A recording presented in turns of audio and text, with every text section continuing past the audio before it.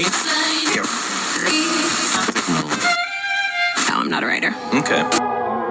Something is about to break.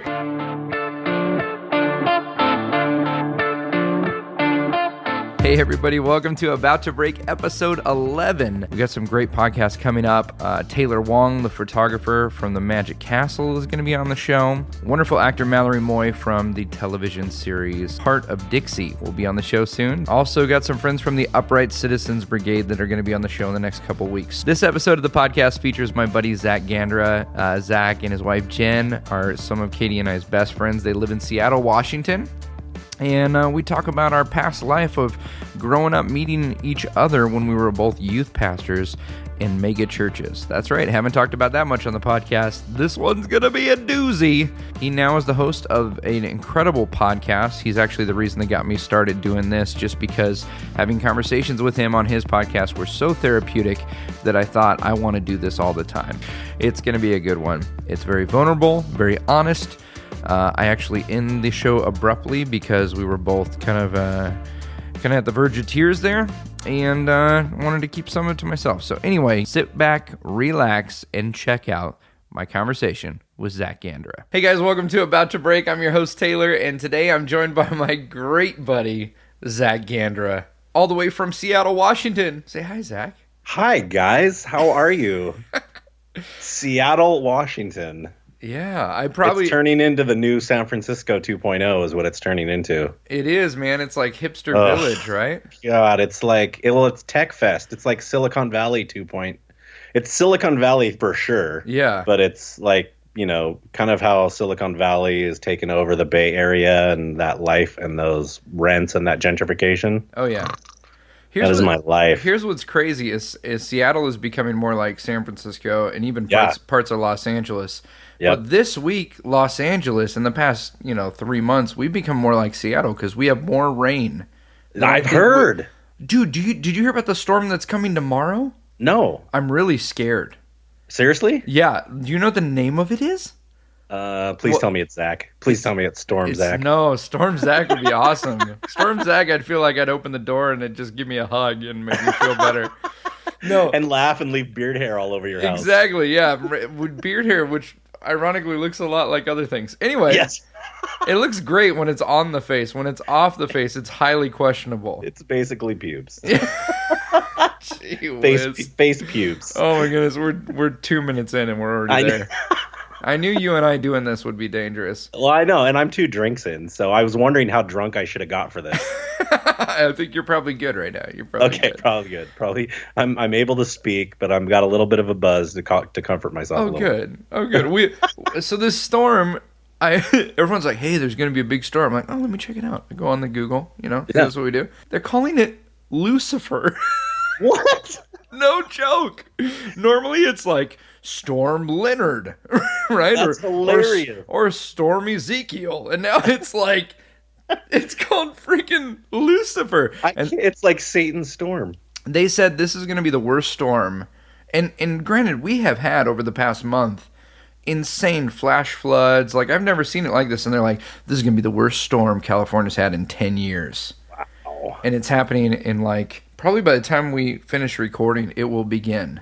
Nice. That's great. Is it, so what do they call a storm down there? Is there wind, snow, rain? Rain, no snow. I mean, the foothills will maybe get some snow, but yeah, right. Like rain, like at least 2 or 3 inches probably. What?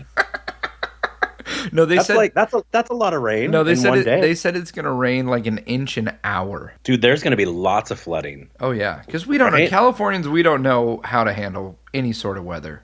Right. Because this is why people live in California, because we have the perfect weather. We literally are paying to air condition the outside. It's so amazing. Yeah. So like all those man-made rivers do those actually have water in them now, or? Yeah, they do. Are they collecting that water somewhere? How does that work? Or does it just go to the ocean? I have no idea. See, I should know this. You stuff. Need to find out. I know. Because all that shit that they've been talking about, like you guys don't have any. Oh, I can swear? You can swear. Okay. The whole point of this podcast is for you to be you. So just be you. That includes swearing. Okay. I'll try to tame it down. I've been doing really good. You've actually been proud of me. I don't know. I'm swearing less. I don't know if it means, like, there's a lot of judgmental people out there that have a lot of things. Well, you only swear because your actual vocabulary is not very high. Well, that's bullshit, because I have a Jesuit education, a college degree. I have a pretty good vocabulary. I read. Yeah. Like, I'm okay. Yeah. There's a lot of judgmental things you can say about people who swear. My favorite thing about people who swear, even just a little, is that they seem to be the most honest and trustworthy people out there. It's true.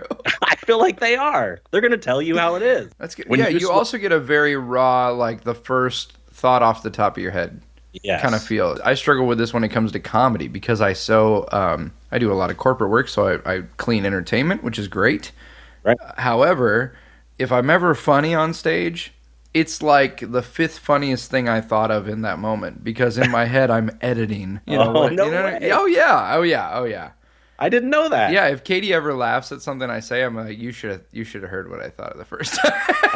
Hilarious. See, that goes to show that. See, that to me, I think everyone thinks that way, and then we do that. Like you and I have a church background and a pastoral background, so when we were that way, that's what I used to do, right? Right. I always thought how I'm thinking. Yep. And then I would edit it for the audience, or I would tame it down for what was appropriate. I think you telling me that is actually, that's probably what I'm doing. In the last, 5 years, I just kind of said what was on my mind towards everyone. Yeah. I don't know if it's good or bad that I'm sensing the audience I'm in, and then communicating appropriately. It's just, to me, it's like an adjective. It's like an influx of emotion. There you go. Can I state something really quick that I think is hilarious? Yeah. Totally side topic. To my knowledge, I'm the first semi-professional podcaster you've had on the show. Yeah. And the pop filter I have on my microphone right now is a Harry Potter sock. It is a Harry Potter sock over his microphone. Can you hear that, everybody? I am unraveling the Harry Potter sock. And now I am sheathing the microphone with the Harry Potter sock. At this moment, you're glad this is not video. We're on Skype right now, and I'm seeing the whole thing. I asked Zach when I saw the sock hanging over the microphone if that was like the podcaster equivalent of putting the sock on the doorknob when you have a roommate. It's like, we're about to make audio love on the podcast. We're about to make audio love. Oh, no one's ever gonna hear any of this. Well, I probably already, if people are listening, I probably already did an intro, but I'll just do another quick little intro in case I forget to do the other intro. Okay. But we're talking right now to Zac Gandara, who is an incredible podcast host himself. He's got a great podcast called Losing Our Religion, which I'm sure we're going to talk about and just give people an idea of what that is about. But long before he was the amazing podcast wizard, he was just a good buddy. We grew up, both of us in our past lives, were youth pastors. Yes. Well. And that's where we met, and then we both found Jesus and stopped doing that immediately. and now that is the best description of it ever. Yeah, I feel a little bit like we ran away and joined the circus. Yes. But we've stayed incredibly good friends, and the reason I have a podcast today is because Zach started a podcast, about a little over a year ago? Year and a half ago? In August, it was a year. August 5th, it was a year. Yeah, so we're coming up a year and 4 months, something like that. Yeah, and isn't that crazy? We had 145,000 downloads today. Oh, that's awesome. A weekly podcast. We're episode 81 popped up today, and it's weird. It's kind of surreal. I never thought that we'd have that many downloads. Yeah. And now I'm pissed that we don't have more. Isn't that funny? We're having so much fun. I want everyone to hear this, right? It's not like an ego. And that was the thing that got me into podcasting, because for the first time in my life, when I was a pastor, and we were both pastor in large churches, 8 to 10,000 members plus. We were in front of large crowds, and sadly, podcasting is the first thing I've ever done that wasn't strongly ego based, and wasn't strong, where my validity and my identity wasn't coming from numbers. Yep. Yep. Right? And of course, we track numbers, and I can safely say my identity doesn't come from that number. I just want that number to grow because I want more people to be a part of it. If you have not heard Zach's podcast, I'd encourage you to almost pause this right now, go over and check out Losing Our Religion. There's a couple episodes I did with Zach. Yes, they're our most downloaded episodes. It's an incredible conversation that Zach leads with people of all different backgrounds. Your description of religion is a little different. When you talk about losing our religion, it's not necessarily walking away from your faith. It's basically any ideology or practice that keeps you from loving people and actually, being a good person and taking care of your community. If your religion's not allowing you to do that better, then there's probably something out of whack. Yeah, I honestly feel sad. There's a sadness I feel when I hear even the listeners of my own podcast where they go, well, I'm an atheist now. Well, I'm I'm not against that. I'm not saying that's bad. I think if that's your route, that's legit. But I don't want people to walk away from their faith. I never have had that intent or that desire. And I think if you listen to it long enough, you probably think, like I ran into a pastor the other day. Funny enough, I drive Uber and Lyft to help pay the rent in this growing metropolis of Seattle that the rent is out of control and it's now equal to Los Angeles and San Francisco. As do nearly every artist I know. See? That's why I'm scared to move to LA because it's so saturated with drivers. I'm not going to make any money anymore. Oh, no. There's so many people coming from Ohio to make it big that it'll always be there. There'll always be room for Uber. Yeah. So it's like, I think what I was talking about was I just don't want people to walk away from their faith. It's not my intent. If that means that, cool. Like you'll if you listen to the podcast, you'll know I'm a complete mess. I don't call myself a Christian anymore. Only because if Donald Trump is what represents Christian, then that's not me, and it's like, well, now you're talking politics. No, I don't think you are. We are. I think we're talking about the same thing. As religion and politics are so intertwined that we try to separate them and we can't. I want people to lose the religion and keep your faith. It's not a show about keeping your faith. It's a show about listening to stories of others and their journey. And so if people listen to it and go, well, this is going to help me build my faith. That's not the point. The point is to stretch your faith outside of its normal boundaries. If you claim something to be the truth and yet you can't have it be scrutinized, yes, how good is it? How could it possibly? If it's reality, then you should be open to studying any other philosophy, any other belief system, any other practice, because the truth isn't afraid of questioning, right? Yeah, absolutely. That point in particular, I was driving with Lyft today. I've kind of dropped Uber. Just from whatever political reasons, and Lyft is picked up, and so I've never liked Uber. I think they're like Darth Vader, and Lyft is like Willy Wonka. But I'm driving a guy today. Wait, hold on, I'm still stuck on that analogy. Uber is like Darth Vader, and Lyft. Uber, as far as a corporation, as a driver, my description of the difference between Uber and Lyft is Uber operates like Darth Vader, and you are nothing but a clone that is responsible. And they will gladly run you over. So you're a stormtrooper if you drive for Uber. You're just a fucking stormtrooper, and they don't care. They're going to pay you pennies. They're going to feed you just enough through a feeding tube to make sure that you stick with them. Okay, and so in the same line, if Lyft is Willy Wonka, what are you, an Oompa Loompa? Or are you the kid at the candy factory? Well, You're Veruca Salt, aren't you? Let me respond to your question. I want to go tonight. Let me respond to your question with a question. Have you ever seen an unhappy Oompa Loompa? No. There you go. There you go. So call me an Oompa Loompa. I just think it'd be rad if when you walk out of a hotel at the end of a night, or you leave a club or something, and there's all the Uber drivers, if every now and then they all got out and sang a little song together. It could be great. I think it'd be great.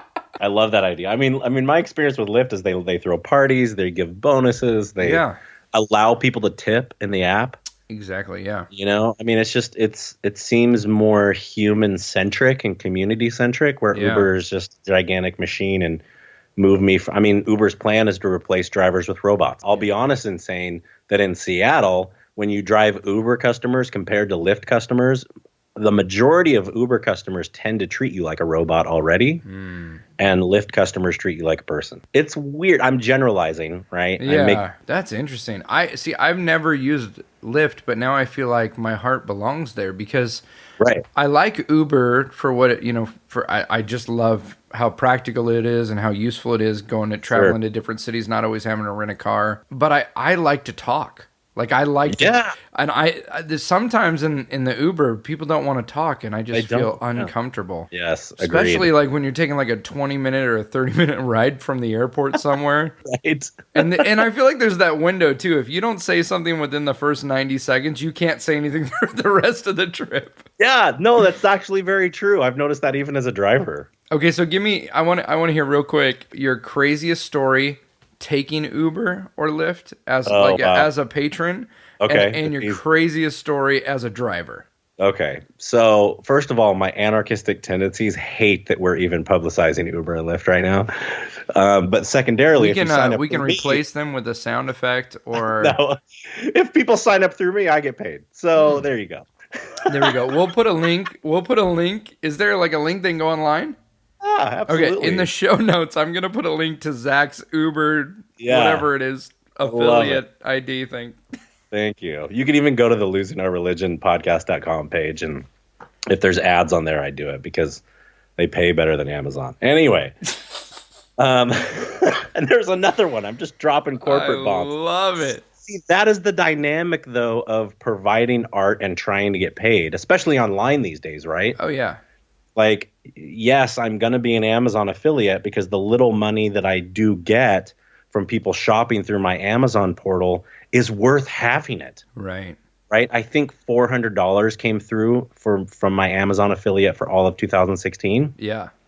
Which is nothing as far as income, because that's generally my income. Right. But the reality of that $400 is if I don't have that, I don't get it. Yeah. So it's still true. $400, right? Man, like that's a medical. It took me. Here's how much it cost me to go to the doctor the other day, Taylor, because I'm a kidney patient. Oh my goodness. $382. That's with insurance. Oh my goodness. So that one people shopping through my Amazon portal has paid for my first bill of 2017 of going to the doctor, kidney checked on. Yep. Yeah. Man, we're jumping everywhere. We'll come back to your craziest Uber and Lyft story, but we can't go there when I'm looking forward to it. I'm now that you're talking about this is one of the big challenges with any sort of art form. And we've talked about this a lot on this podcast, is that you do art. Nobody starts in entertainment, in film, in music because of the money. Nobody starts off in it. Absolutely not. Because you do it for so many years without making any money, and sometimes you got to do something else to pay the bills along the way. But there is that moment in that challenge, and I think what everybody is kind of striving toward is to be able to do for a living the thing that you do, to make a life, the passion. Yeah. And, that was a bit of the dichotomy between ministry, I'm air quoting, and what I'm doing now, right? Like I have pastors that from time to time attack me online because the show's Losing Our Religion or whatever. And I recently had a pastor attack me. Essentially, his attack was, well, aren't what you're doing now and what counterculture society is and how you're doing your podcast, and you have ads in your podcast, like, aren't you just the same aren't you exactly the same as the institutions that you're saying and corporations that you want people to get away from? And I'm like, first of all, you haven't listened to the show, because I'm not always preaching. I'm not anti-institution. Right. I'm anti-douche. That's what I'm against. I'm not anti-institution. I'm anti-douche. I was just, Katie and I, we started watching New Girl again. We watched it years ago, and we went back because they put them on Netflix, and they have anytime Schmidt says something douchey, they make him put money in the jar. Yes, we should have that for corporations, but that money goes to feed starving kids or something. It goes. I read something today. I don't know if it's true because it's on the internet. Right? There's thousands of TV stations. There's thousands of radio stations. There's thousands, and I could give you the exact numbers of the article I found. There's thousands of newspapers. There's thousands of publications in our country. All of those thousands of media outlets are owned by 6 corporations. No way. Yeah. When you go to the grocery store, everything you buy at the grocery store is owned by 3 corporations. How scary is that? That's 9 corporations that run all of our media, right? That run all of our food. This is what I love about podcasting, because fuck them.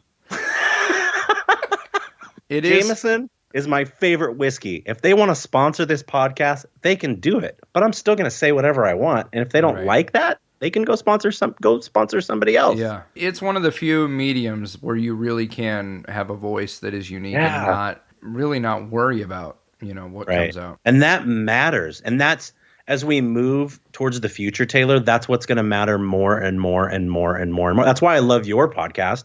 And that's why I love what you're doing with About to Break. Because whatever art you have, now is the time to get it out and continue it. Robots can never take the place of artists. Right. Never.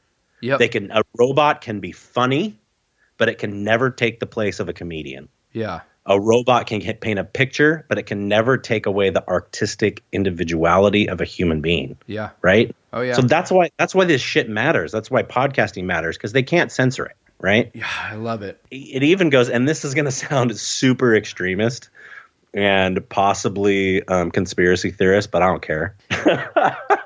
Could they technically shut our podcast down? Could they stop it from airing? Could they stop it from going out? Yeah, they could. They could just shut off the internet.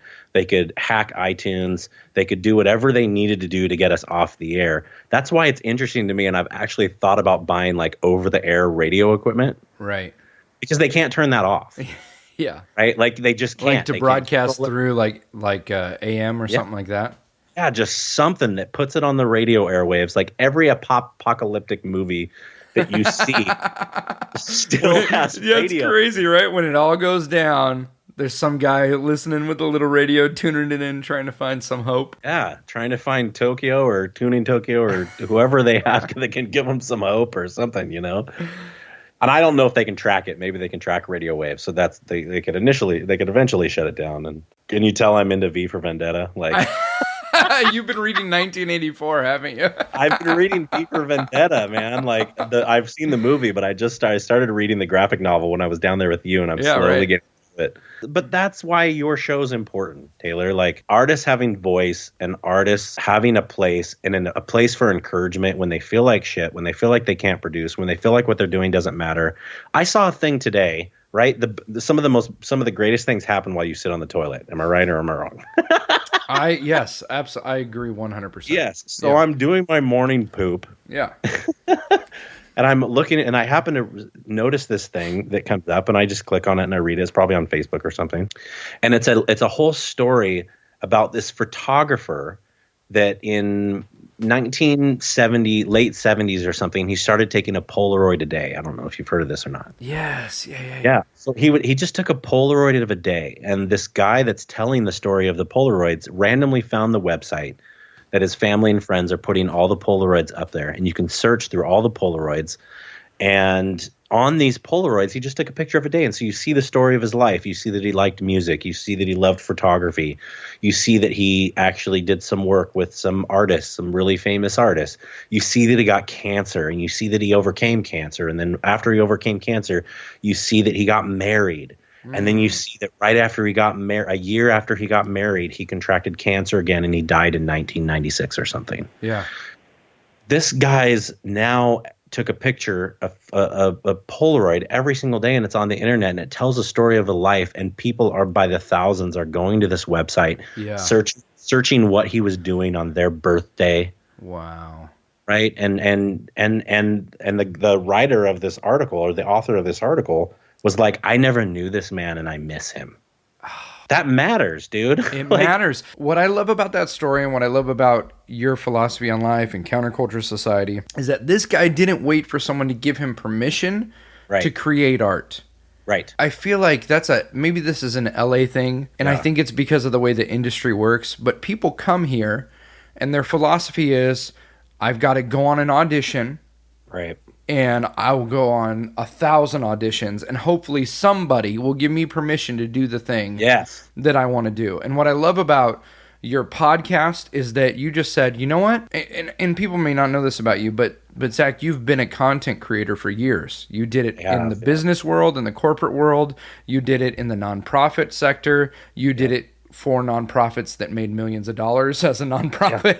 But I did it before I realized I was doing it for other people. Exactly. And so you've always been a content creator, but what I love is when you finally realized, hey, wait a minute, there's content that I want to create because it's important to me and it's a passion. You didn't wait for someone to give you a job, to ask you to do it. You just went out and did it. Right. However, Taylor, that took me, I'm 39 now. I waited 2011. If I'm 39 and you do the math, if I'm 39 in 2017 and I resigned at the church in 2011.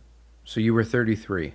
So I was 33. It took me 33 years to get to that point. Because during those 33 years, when I was a baseball player in high school, I was waiting for a scout to judge my talent and tell me I was good and give me a contract.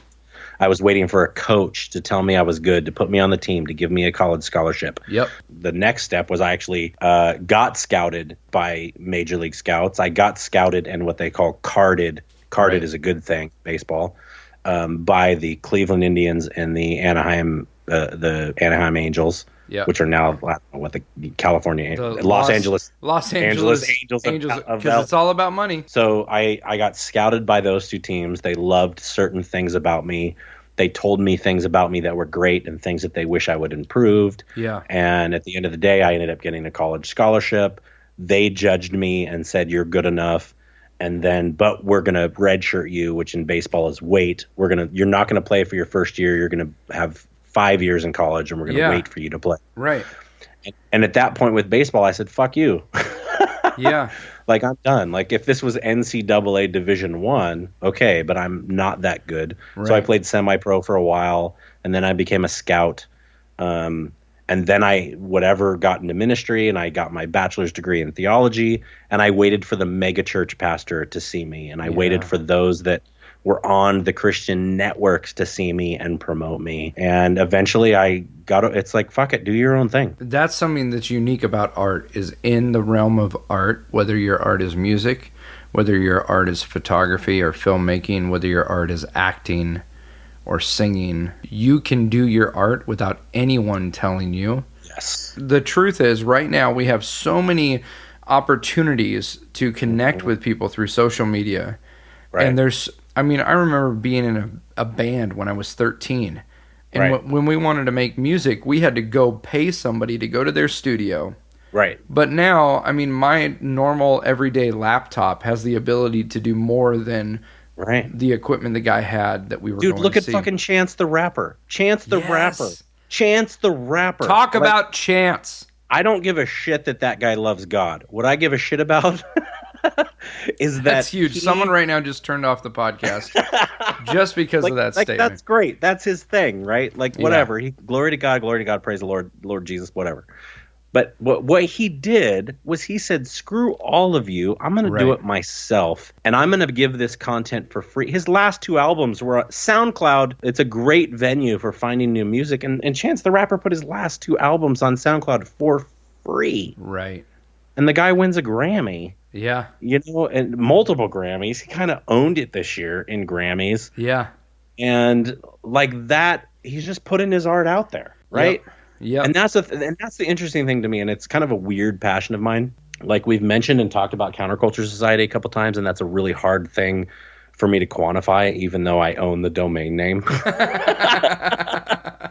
Because what I can say is what I hope Counterculture Society will be one day. Right now, it's just a merchandising site to pimp podcasts and to pimp merch, But what I hope someday is somehow it's related. There's a lot of people out there with great. I'm going to pause for a second and let me just say this. Yeah.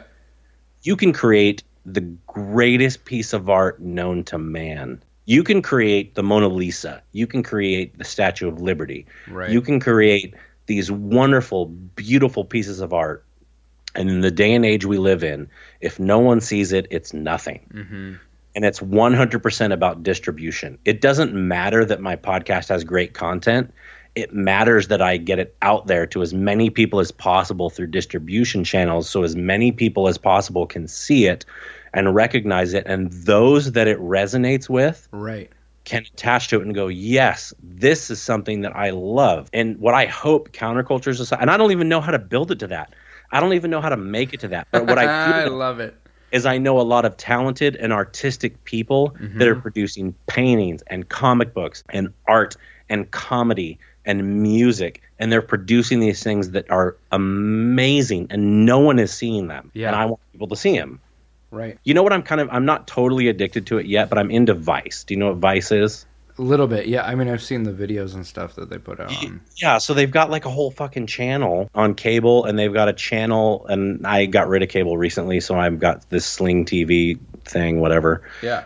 And so I've been watching Viceland, and I'm like, shit, this is great. Like, this is grassroots people trying to get out there.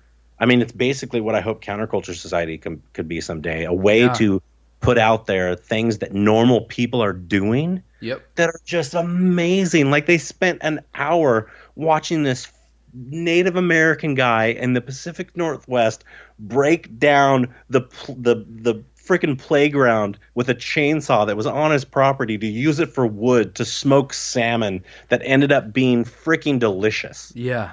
Right. And nobody knows about this guy making great salmon the way that natives made salmon, thousands of years ago. Right. And this guy, in order to do it for the Vice show, cuts down his kid's playground. That's crazy. Chainsaw. And I'm just like, that's commitment, right? Yeah. Like, nobody knows about this guy if Vice wasn't out there putting this guy's story out there, And there was a guy. I'm sorry, I'm rambling so much. No, it's good. It's totally challenging me right now. I'm in this with this wonderful guy, CJ, in the car today as I'm driving him because he's going to City University to get a business degree because he's got a dream. Yeah. And we're just talking. We're talking about religion. We're talking about everything that he grew up with. We're talking about all of this stuff. And at one point, CJ, he goes, I believe everybody has one destiny. They have one thing to fulfill. And it takes them forever or a while to get to that one thing. Yeah. But they keep trying all these things and it doesn't work. And they keep trying this stuff. And like, let's say they try acting, right? Yeah. And they're into acting for a while. And they're like, I'm going to be an actor. And then it's just not popping. Like, there's no open doors. They keep going. And so what they do is they go to an acting coach.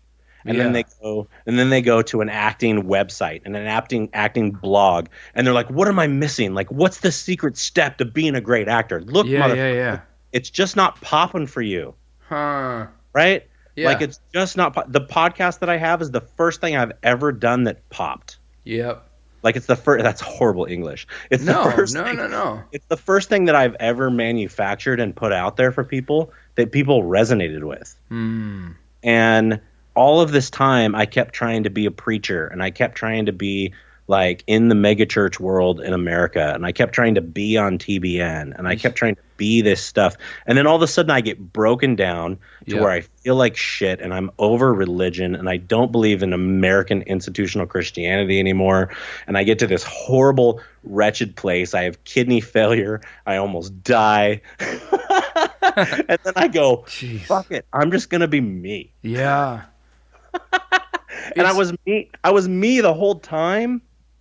But then all of a sudden, these little pieces come together. I go to my nephrologist, who's my kidney doctor, and he goes, you have a crazy story. You should write a book. Never going to happen. I end up working in a bar, in a punk rock dive bar, and end up doing that for a year and a half. And I find out that after hours in a bar, the best conversations happen over while we're cleaning up and we're freaking drinking. And we have these existential, spiritual, amazing conversations over whatever. And then I go, no, this is what I want to do. Wow. Like, I want to put these stories out there. Yep. Like normal people. Yes. They go through in life and what they deal with and what their spiritual beliefs are, or what their experience was with this religion, or what they're thinking of this. Let's just talk about that. These are the and then I start a podcast and people listen to it. Zach, these are the conversations, and this is the same thing of why I wanted to do this About to Break show, is that I'm going through this crisis of the soul. Right. I left everything I knew and went back to the thing that I knew from the beginning of my life I was supposed to do. You knew it forever ago. Right. And so I'm in this moment where I don't know what's going on. And the thing that gives me life is not anything I read in a book. It's not anything I saw on Facebook. It's not hearing a celebrity on Jimmy Fallon talk about what they got at the grocery store that day. Yeah. It's sitting with other entertainers, other artists after a show in a dumpy green room and talking about real life, and that is the thing that keeps me going. And so these kind of conversations, I was just thinking as you were sharing about this thing of like, I try this, people try this and it doesn't work, and they try that and it doesn't work. We need to remember that the greats of the past never saw how great they were. Never. They died. Leonardo da Vinci, think about this. Leonardo da Vinci painted the Mona Lisa. Right. A painting that hangs in the Louvre in Paris. Yep. That people from all over the globe fly to, right? To look at and to admire and to wonder and to be in awe of this man. Yep. And he never got any accolades. He never got a single Instagram like. He never got a single follower on Twitter.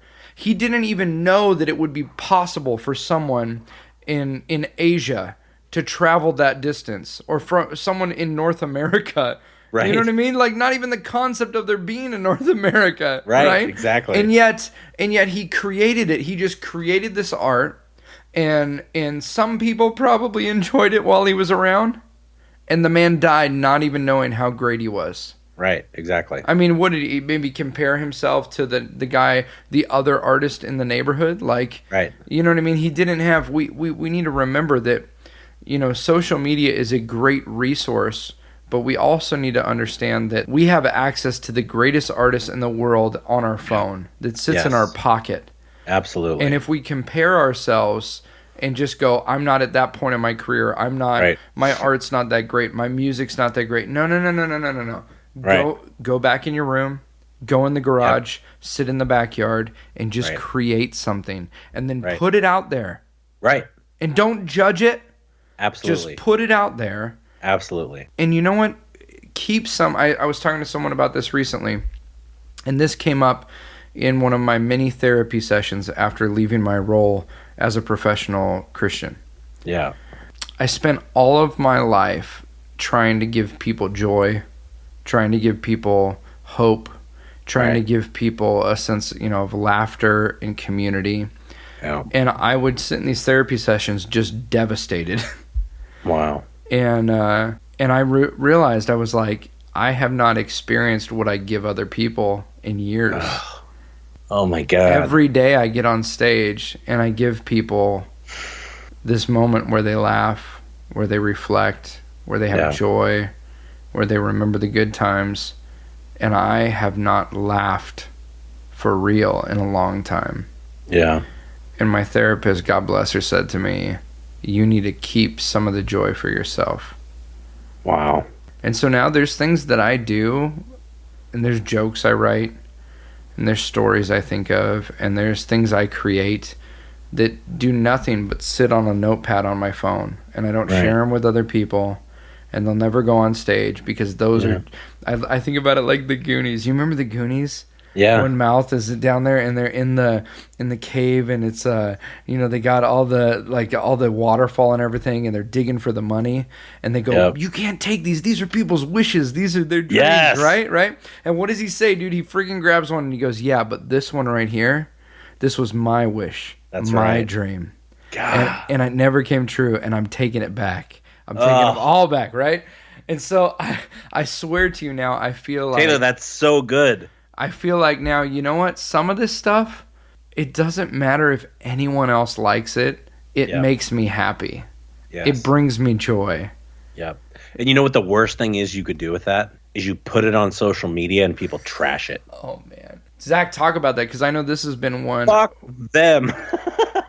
I know this has been one of the biggest challenges, is that you for years, and people, this is funny, this is the first time I've talked about any of this. If you're wondering about my experience growing up in the American megachurch and being a pastor in the American megachurch and leaving that institution, go listen to episode 006 of Zach's Losing Our Religion.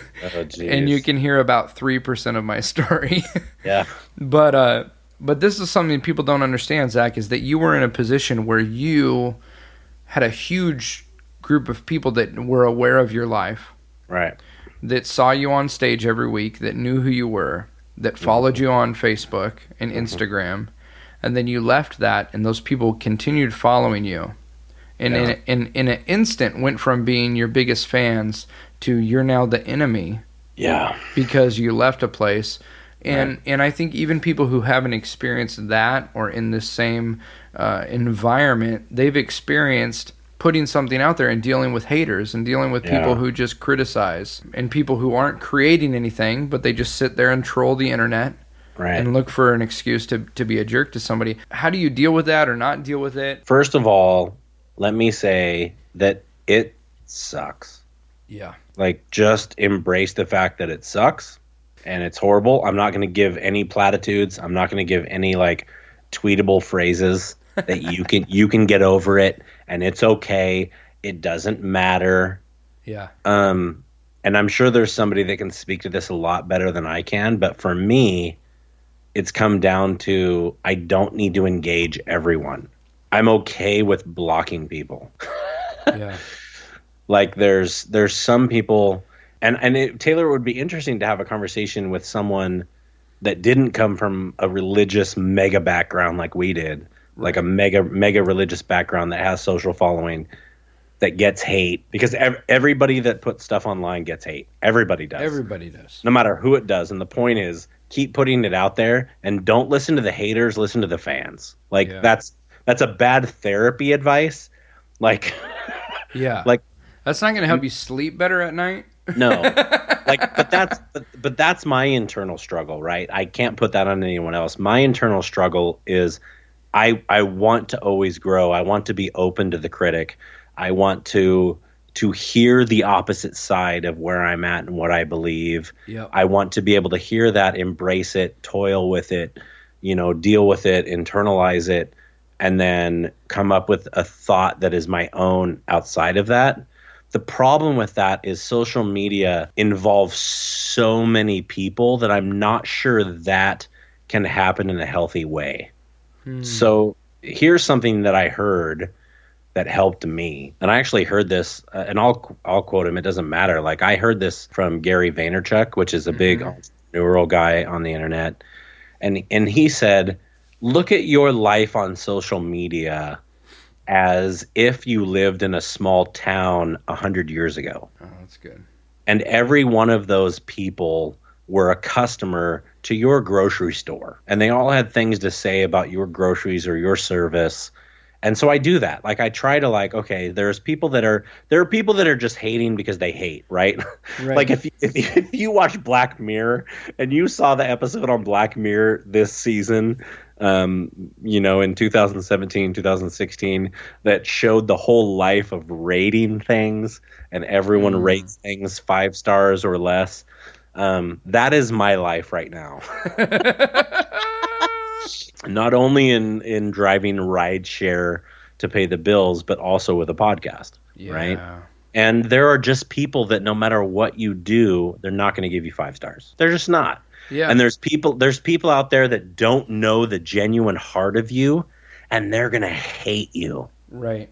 Because they're only going to see a piece of you, and that piece is the piece that's outside of you that's online, right? This is the difference between when the way to pay the bills was being a waiter, right? And you would get a tip, right? Sure. If someone didn't give you a tip, then you could just write it off as, they're just someone who doesn't tip, or it's cultural, or they don't like, whatever. But it wasn't an attack on your person. Right. The difference with Uber or Lyft or online with people liking and sharing or critiquing or Yelp reviews is that now when someone leaves a 4-star out of 5-star, right, you go, oh, they didn't like me. Yes. This doesn't have to do with them being a bad tipper or not knowing that that's a thing you do. They actually said, I don't like you. I don't like you. And Taylor, this is extreme vulnerability for me. And I haven't even said this on my own podcast. Mm-hmm. But I have thought and I've toiled because everywhere online that I am is essentially either my name or the podcast name. Right. So when I post something, it's me. Right? Like, if I post a quote and it's meaningful to me, it's me. If I post something that I write down, it's me. Yep. And so I've toiled with maybe I should be like Gene Simmons. Like, his name's not really Gene Simmons. No. He's Israeli. He's an immigrant from Israel. He has an Israeli name, and he took on the persona of Gene Simmons for the sake of making money in America. Right. Because then at least psychologically I could go, well, that they hate Gene Simmons. Right. And I agree with them. Fuck Gene Simmons. He kind of sucks sometimes. But I'm still me over here, safe from everything I've posted online. Yeah. That's not the case for me. Right? Yeah, at least at this point. And I don't have a huge following. You know, it's like, I don't think I do comparatively to the people that have been on your podcast or people that are out there. I don't have a huge social following, but I still get the hate from the stuff I put out there. And nobody online realizes when they're online and they're hating you that they're actually hating you. To them, they're hating the persona of you. Right. To them, they're hating the brand. Yeah, they're hating the brand. I don't like Pepsi. Right. Or they're used to watching stuff on television and seeing an actor, and they're like, I hate that character. Yeah. You know, I used to laugh when we would watch, you know, this is before social media, but we would watch, gosh, it wasn't even like American Idol. Back then it would be like Star Search or something, right? Yeah. And you have a bunch of people sitting in their underwear on a couch eating popcorn, fat as can be, like I am, right? And just judging these people that are dancing. And they've never danced a day in their life. They've never sang a day in their life. But when we are behind a screen, by our very nature, we are the judge and jury of this person's talent. Right. And we go, I didn't really like that. You know, when they hit that note at the end, it was a little flat. And you hear people critiquing people on American Idol, and you go, you've never sang a day in your life. You don't know.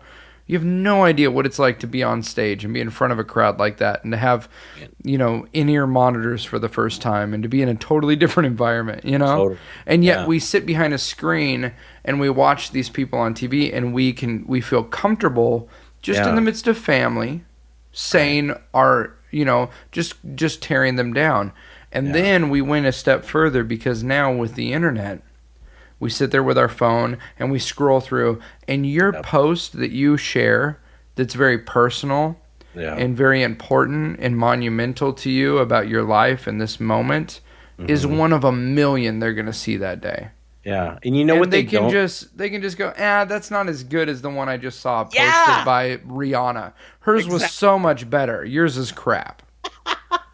And the thing that they don't understand, well, that I've realized that people don't understand, and maybe it's because I have a podcast called Losing Our Religion, so it attracts religious viewers that want to hate it, or pastors that want to hate it, or whatever, is they don't realize that I'm in process too. I'm posting genuinely and transparently where I'm at right now.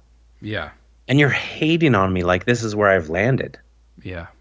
Right? Like, you don't understand that I'm in process too. Like, I'm growing too. Like, this is where I'm at right now, and this is a thought I had today. Right. What we thought 4 years ago is completely different than what we think now. Completely different. Completely. And we don't always give each other the grace to say, you know what, it's okay. Like you said, you're in process. You're figuring things out. I'm figuring things out. And Taylor, let me say this too, because I don't think people realize this. People used to have this view of social media that it was real and genuine and transparent all the time. It's not. Right. I myself pay $50 a month to a company that I feed for posts. Right. I put constant posts into this machine. Right. And it posts them for me. Right. Why do I do that? I do that because I am a brand. My podcast is now a brand. And the challenge with social media is it requires so much attention that as a human, I can't keep up with it. Right. So I constantly have to feed a machine that I pay $50 a month to post for me. And sometimes people are posting things, people are responding to things that I put into this machine 6 months ago, and I don't even feel that way anymore. Wow. But it went out there, and now I have to deal with the repercussions of their response to it. Yeah. And in many ways, I'm like, oops. And something we need to understand is for you, and I want to talk about the idea of being a content creator and all the work that goes into it, because you are not a corporation. that has I'm not. 100 employees working around the clock to do this. Oh, me. And yet there's a resource that for, you spend $50 a month, they can do this for you. Imagine, guys, when there's a corporation with unlimited resources. Right. So when you see a video of a certain celebrity and they're just happen to run into this hospital and do something nice for people, what you don't realize is there is an entire marketing campaign behind that, and there's corporate sponsors, and the reason they gave the kid a Pepsi is because Pepsi paid for it. Yep. And there's a PR person that created all of this. Yes. And meanwhile, it's just me. And there's tons of fake accounts that are just liking it. And you can actually buy followers and you can pay. You can. Especially on Instagram right now, you can buy followers. Oh, yeah. And that's the shitty part, because what you want as an online creator is engagement. You want relationship. You're putting yourself out there to join community with other people. I want to say this to artists, because there is this temptation that you need to have all these followers so that you look like something, and that, if you get 1,000 followers, then you're going to get more followers. Or when I was in this mega church corporation world, and they would regularly talk about, if you pay $250,000 when you write a book, you can have a company buy all of the books in that first week. Right. And then you'll be a New York Times bestseller. Right. And by the way, that is a standard practice. You wonder how that's a standard practice. You wonder how every new book becomes a New York Times bestseller. It's like no one's even read this. How is it a New York Times bestseller? Yep. Anyway, that's a side note. That's true. But I that's think a reality. For artists, and I see so many people here in Los Angeles who are they're dying because they're like, I only have 300 Instagram followers. Look, this podcast only has, 200, 250 Instagram followers right now? Right. But I would rather have real people that care about it and are listening to it. Right. Because as an artist, that's what you want. Why do we compare ourselves and make ourselves think that we have to achieve this, insane level of status? Yeah. Just put your stuff out there and love people. Yeah. In the process. And be about your... And Taylor, this is hard for me too. Like, something in me, when the bills aren't being paid at the end of the month, goes, I got to get more followers. Oh, dude, I'm right there with you. As much as I'm sitting I gotta here get going, more listeners. I got to get more. I feel hypocritical because I'm going like, just do it for the love of it. And then at the same time, I realize I have a wife and 2 kids and a mortgage payment. Right. And this is all I do, not the podcast. Right. I mean, I don't make any money off the podcast. And here's the reality, and I'll throw this out there for anybody to hear it. What I should be doing is spending maybe 20% of my work time on producing and creating the content, and 80% of my time into distribution. That's what I should be doing. The sad thing is, what I am doing is I'm putting 90% of my time into content creation and 10% into distribution. But it's a trap we all fall into. Yeah, and that's the challenge is that's the work of this shit that people don't understand. Right? Like, they're like, I listened to your podcast. I love it. Great. You love it because I spent so many hours unpaid into producing this content that you are now loving, and I'm trying to get it out there. Fucking share it. Like, if you love it, thank you. Thank you for telling me. Like those are the things I live for. The things I live for are people emailing or writing me or getting me on social media and saying, thank you for putting this out there. I love this episode. This has really helped me. But please share it. Like, please put it out there for us, because this is what you love and what helped you and was therapeutic for you and was hilarious to you and got you out of a rut. We put our heart, soul, and grit and grime and every effort into, and nobody's giving us any money. Yeah. I want to talk about the production side of things. Do it. But before we get into the production side of things, I was thinking about this. Like you mentioned, how did you say it? 20%. You should spend 20% on distribution and 80% on producing content, right? You should put 80% on distribution and 20% on producing content. Okay. That's my opinion in order, because the point is, no matter how great your content is, right, no matter how great your art is, if nobody sees it, Yeah. It doesn't matter. Like but at the core, matters. Like it matters existentially. It matters. Yes, spiritually. but I mean, it matters. I think about Tommy Boy when he I'm saying like at the core, the 20% needs to lead to a good product. Yeah, right. How many bands have you seen that like they start a band and before they've written one original song, they've got a T-shirt and stickers. Right. Dude, freaking like write music. How many podcasts are out there that have 2 or 3 episodes? Exactly. There's so many. There's so many. Like, I like this podcast. Oh, they never made anything. Yeah, it's like Tommy Boy when he's like, it's got a guarantee on it. He's like, I can take a crap and put a guarantee on it if that. it's like. By the way, that's my lifetime favorite movie. Oh, so dude. I totally understand what you're talking about. We're gonna pause the podcast and watch it right now. But Taylor, that's such an important point. Because that's, as a content creator, if you're listening, you're a content creator. Yep. You're like, I want to write a blog. Cool. Fuck Tumblr. Like I'm just saying, like, yes, there are people out there that get lots of stuff on Tumblr, but if you think that you're going to write a blog or make a YouTube page or you're going to create a podcast and it's not going to create massive amounts of work for you to get it out there, right. You're deceived. Yeah. Like you have fallen into, excuse the pun or the quote, but the Hollywood mentality that they want you to fall into. They don't want you to fall into, but just is. And you think, well, if I put great stuff out there, people will watch it. Yes, please keep putting great stuff out there. But there is so much work behind distribution. Everyone that is famous on YouTube or because of Vine or because of something put so much work not only into their content, but to getting it out there. It didn't happen by accident. They're not famous by accident. Right. The YouTube person that's famous that you love watching is not an accident. There is work that goes into that. It's hard work. Ready to do. And this is why I think a lot of people, everyone wants an audience in entertainment. Yeah. But you've got to really address the why do you want an audience? Yeah. Because if you haven't addressed why you want an audience, if the purpose for wanting an audience, if the content, if the relationship, if the material is not valuable enough, then what's going to happen is you're going to quit. You're just going to quit. Right. Because it was about getting an audience, not about... It was because you wanted to impress your next door neighbor or you wanted to impress your friend in college. It wasn't because you cared about getting your art out there or really producing something that made the world a better place. It was just because you wanted the accolade. And when you don't get the accolade, you'll quit. Boom. Like everybody wants to be Adam Sandler. But nobody, and I think I've heard this on your podcast, nobody wants to be on the fucking road. Yeah.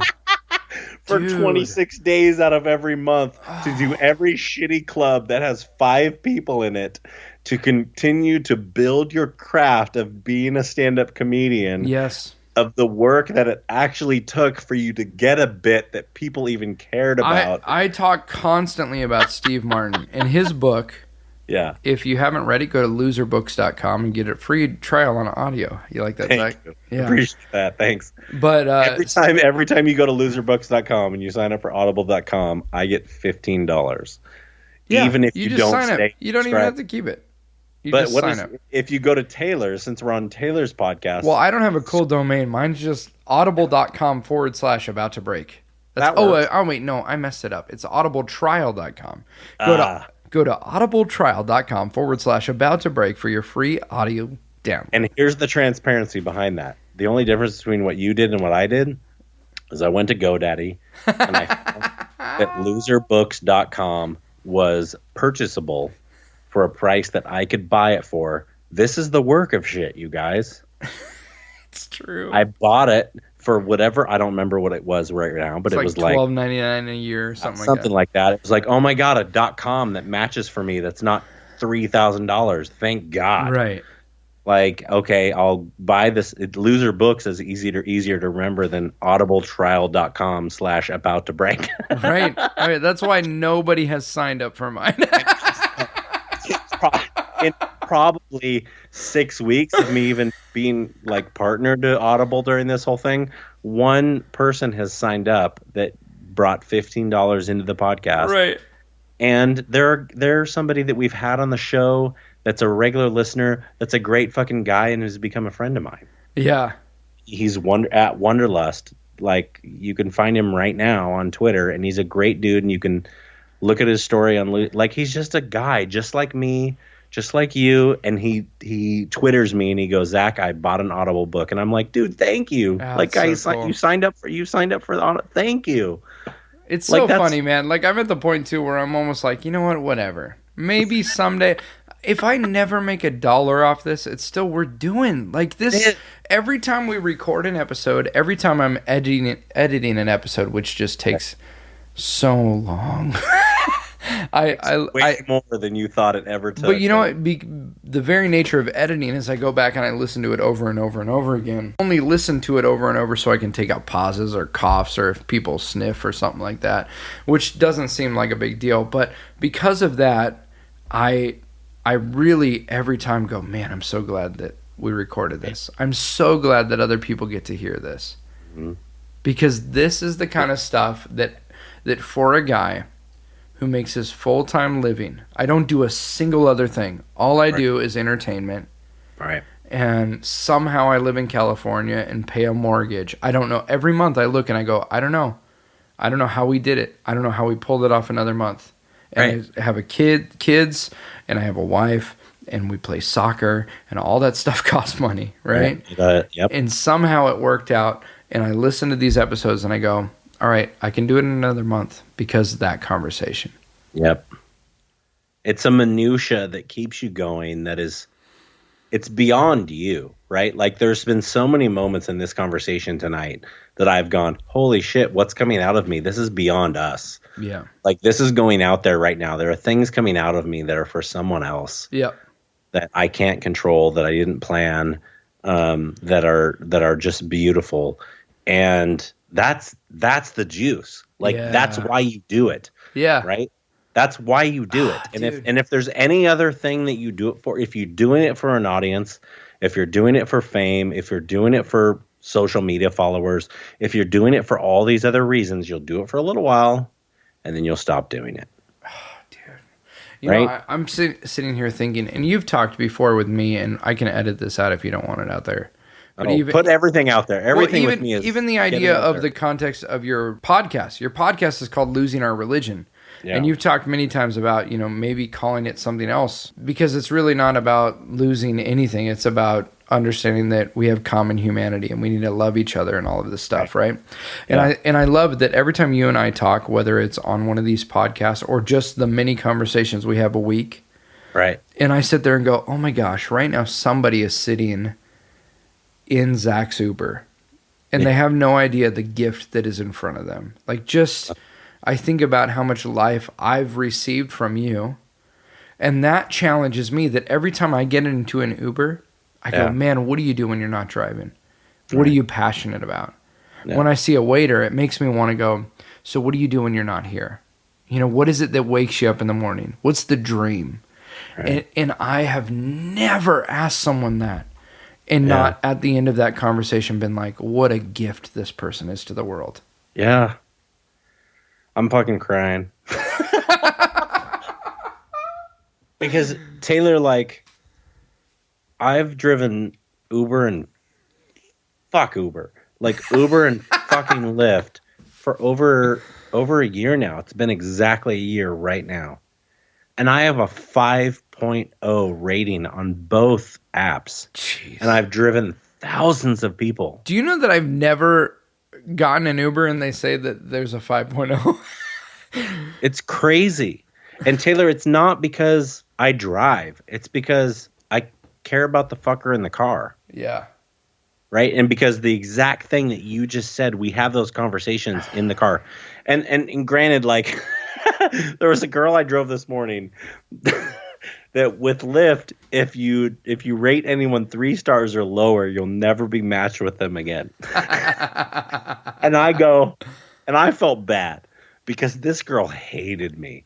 Like, she did not like me. I tried to, like, Like, I just want her to have a happy day. Yeah. Like it was like 6:45 in the morning. I pick her up. I'm just driving her to work. She's running late for work. Every red light that we hit, we hit a red light. and then we're like a block from her work. And not only do we hit a red light, a fucking train decides to go in front of us and then back up. And she says something. And the whole time I'm feeling this girl hates me. Like, she hates me. Yeah. And the shitty thing about that is after all that, she goes, I'm just going to get out now. And I'm like, okay. So I rated her 3 stars. And in the comments, I said, wow, this girl fucking hates me. Yeah. And I sent it off to Lyft. And then I drove a block down the road. And I go, she didn't hate me. She was running late for work. Yeah. Her morning was going shitty. Like, as soon as she got in the car, I go, how's your morning? She's like, okay. Yeah. And I picked her up at fucking Starbucks, which is piece of shit coffee. I'll just say that. Terrible. But I picked her up at Starbucks. She's just grabbing her coffee. She's on her way to work and she's late. And a block down the road, I go, I shouldn't have done that. Like, she just had a bad day. Yeah. Right? Like, she didn't hate me. She was just having a rough time. Right. And that's the life I want to live, right? Yeah. Like that's the connection with humanity I want to have.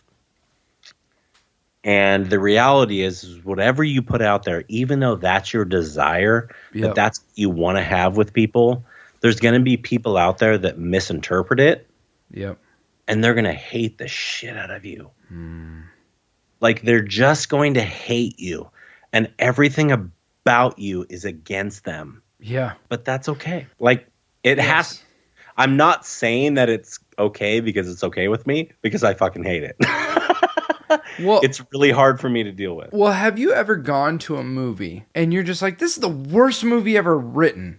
Yeah. I can't believe someone produced this movie. It's horrible.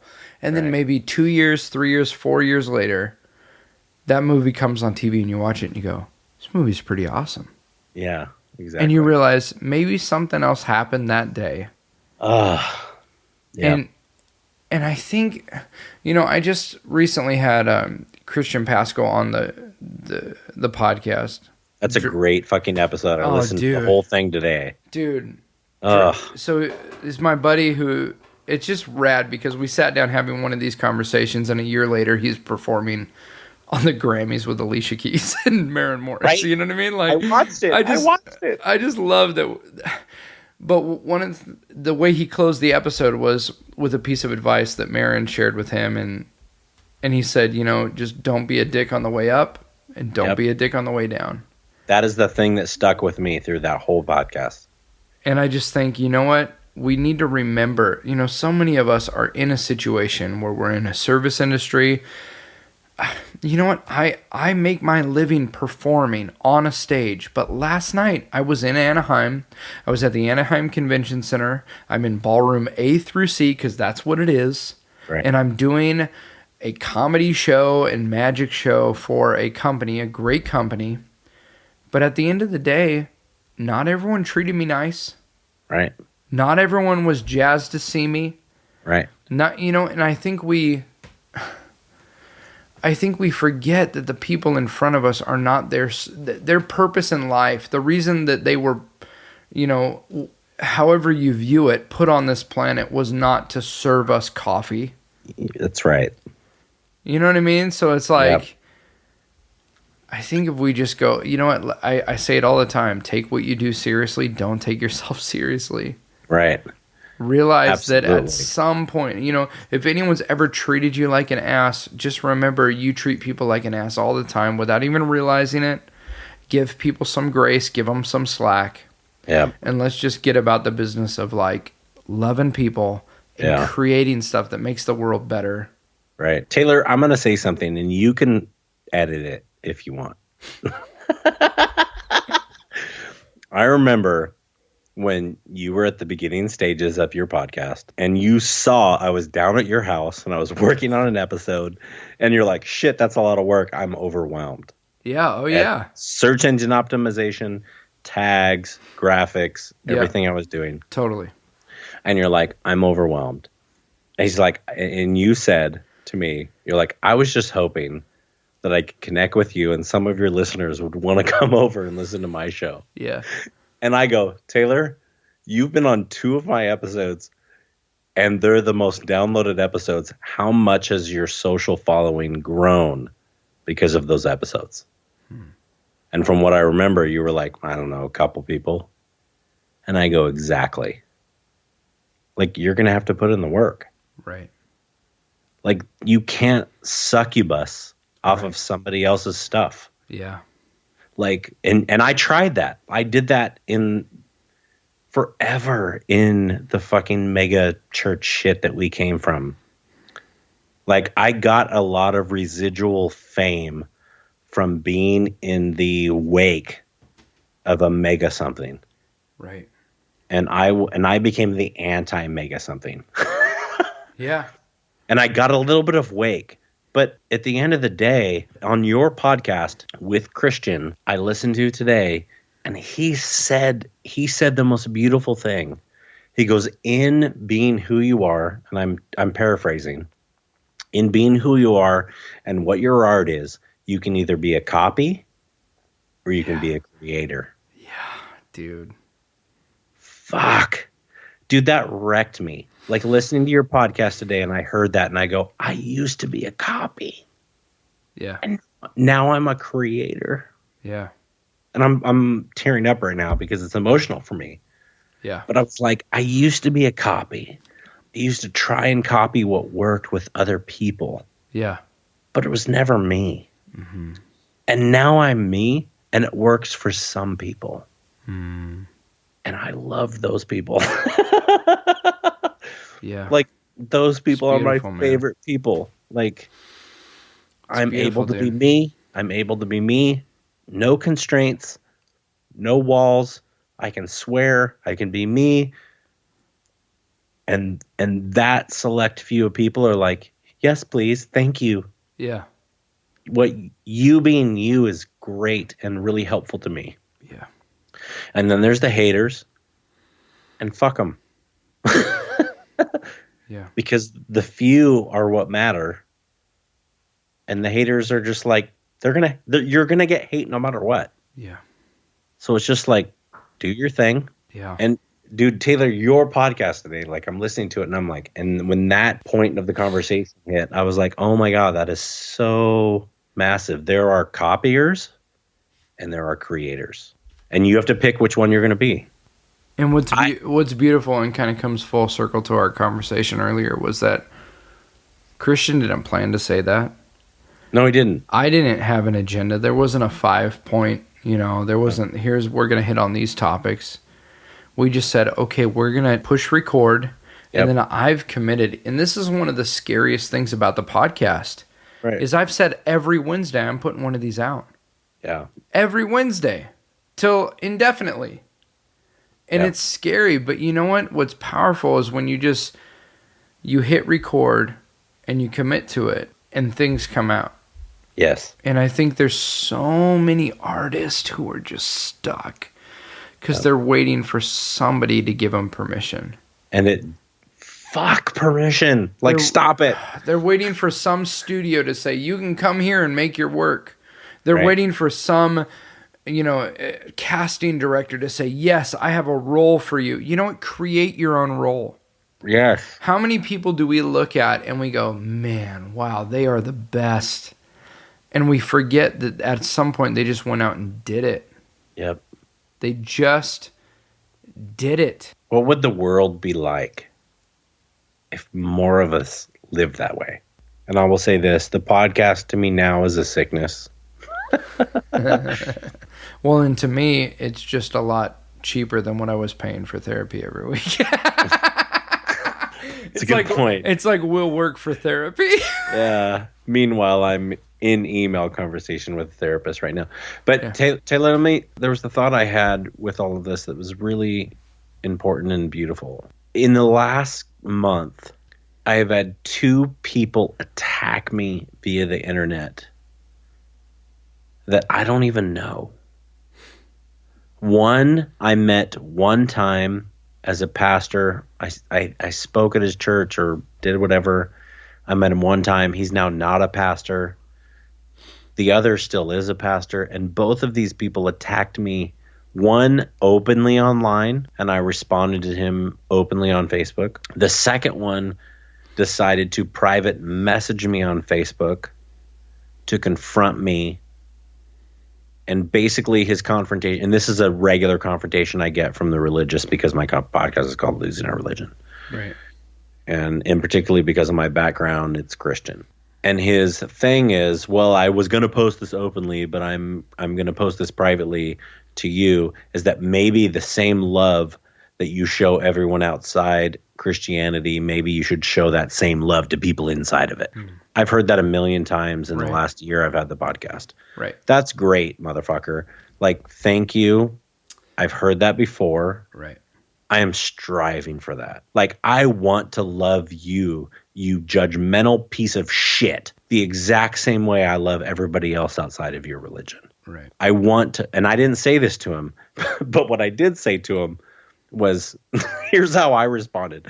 I responded with, here's my other problem with religion, douchebag. I didn't say douchebag, but I said, here's my other problem with you religious folks. You don't know me. You've met me one time because I spoke at your church once. Right. And you feel like you have the relationship investment to confront me on how I am or who I am at all. You've met me one time. And I told him, I was like, here's the only thing I know.